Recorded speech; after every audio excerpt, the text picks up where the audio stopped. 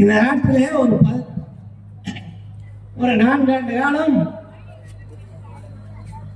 முதலமைச்சராகவும் இப்பொழுது ஒரு 5 ஆண்டு காலம் எதிர்கட்சி தலைவராகவும் இருக்கிற எடப்பாடி பழனிசாமி அவர்கள். அந்த எடப்பாடி பழனிசாமி அவர்கள் கொடுத்த வாக்குறுதிகளை நிறைவேற்றி இருக்கிறார்கள் என்றால் இல்லை. கொடுத்த வாக்குறுதிகளை நிறைவேற்றவில்லை என்பது வேறு. நீங்க பக்கத்துல தூத்துக்குடி மாவட்டத்தில் ஸ்டெர்லைட் ஆலை போராட்டத்தில் 100 நாட்கள் கடந்த போராட்டம் உங்களுக்கு எல்லாம் தெரிந்த செய்தி.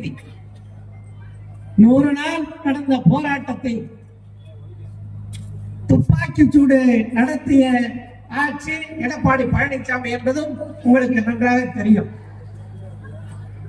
அப்படி துப்பாக்கி சூடு நடந்த அன்று 13 பேர் அதே இடத்திலும், ஒருவர் மருத்துவமனையிலும் இறந்த கொடுமை எடப்பாடி பழனிசாமி ஆட்சியில். 100க்கும் மேற்பட்டவர்கள் காயப்பட்டதும் எடப்பாடி பழனிசாமி ஆட்சியில். இப்படி ஒரு மோசமான நிலையை தமிழ்நாட்டில் உருவாக்கிவிட்டு